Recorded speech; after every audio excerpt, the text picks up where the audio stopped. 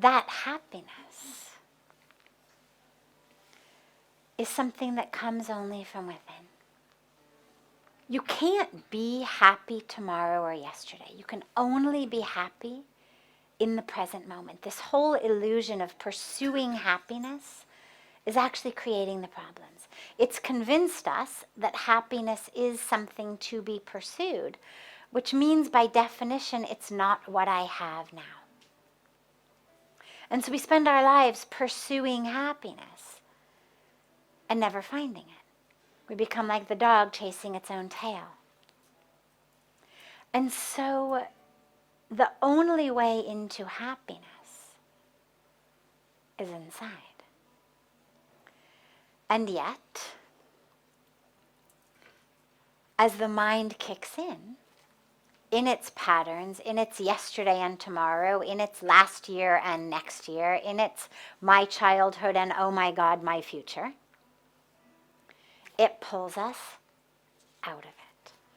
And so there's a few different techniques to keep us experiencing that joy of who we are. The first is just to be conscious, to be aware, mindful every minute, every moment of the breath. Because you cannot be in your thinking mind and be deep, connected to the breath, to the heart, simultaneously.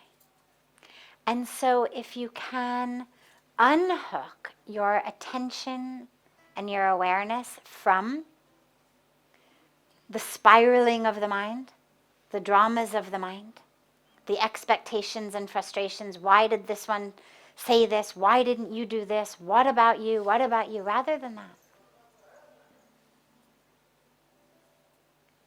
If you can stay connected to your heart,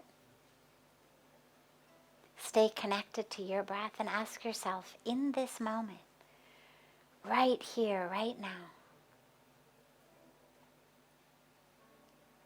everything is okay.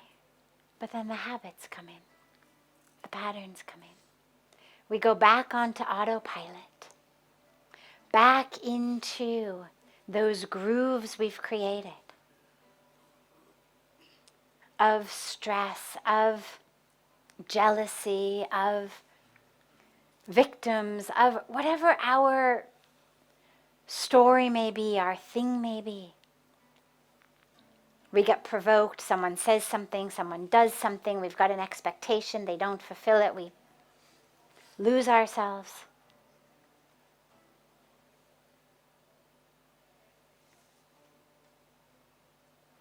Come back to your heart. And whatever it is that's brought you into hell, forgive them. Forgive them. And let it go. Not because whatever they've done is okay. And I don't mean necessarily the they of just the last 3 days. The hell may be they of the past, but now that I'm remembering again, it's being triggered again, it's coming up again. But whatever it is that has happened in my life that creates the patterns of hell that I live in, we have to forgive them. You have to let it go. Because otherwise, you keep creating that hell for yourself over and over and over again. They may have created it for you once,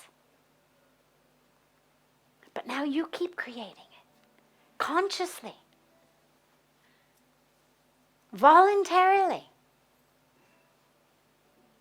And that is like saying that just because someone was horrible at one time, maybe it was yesterday, maybe it was 43 years ago, but just because of that, just because that person or those people lied, cheated, abused, betrayed, harmed, that now you need to keep abusing yourself every minute of every hour of every day. No. You deserve to be free. And that happiness is only going to come when you are free. If I say to you all right now, who's happy to be here right now? Raise your hand. Okay, good. We all are. But if I say to Ratanji back there, close and lock that door, nobody's leaving. Suddenly, the collective happiness will plummet. Suddenly, all we'll start thinking about is, oh my God, I got to get out of here. Now, I was very happy here because I was free to be here.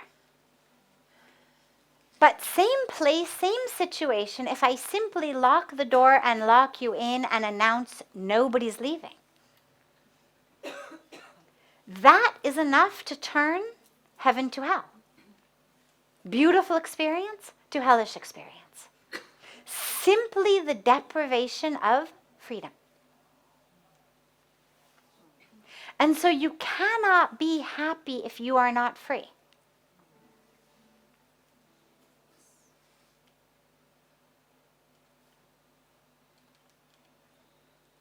Last meals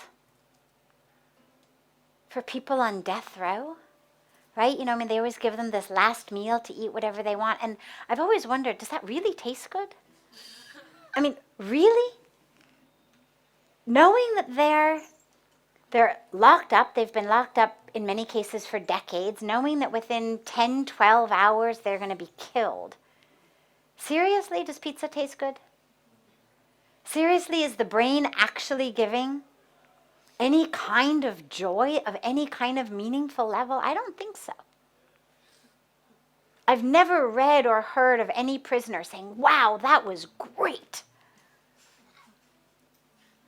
I'm so happy. Now I can die. That meal, fantastic. Now I'm happy. You cannot be happy unless you are free. And so as long as that which someone or people or the universe did to us, because sometimes it may not be a person, sometimes we may blame God, we may blame the universe. But that which was done unto us, or that which we were deprived of, that has created our hell, until and unless I can forgive them and move on, your happiness will always be as temporary and shallow as somebody living on death row getting a pizza.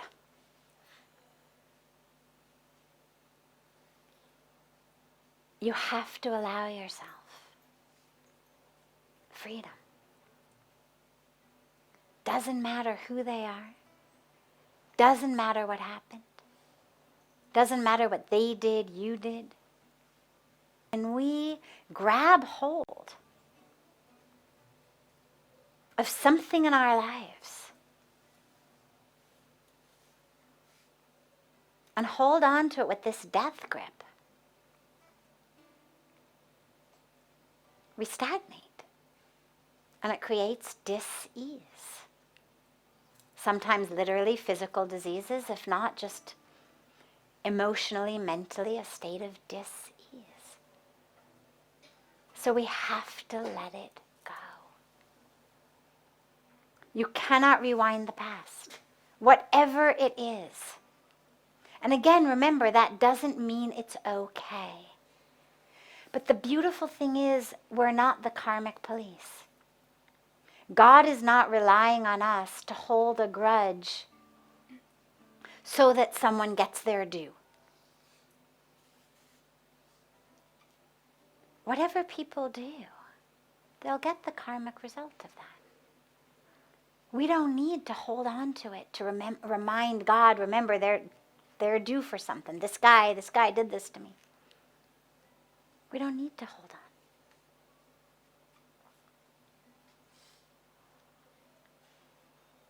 Your responsibility to yourself in this lifetime is to be free. And yeah, there'll be a temporary experience of discomfort, because when something has occupied so much of you for so long, grudges, pain, misery, there's the sense of like, who am I now? But into that space, grace flows.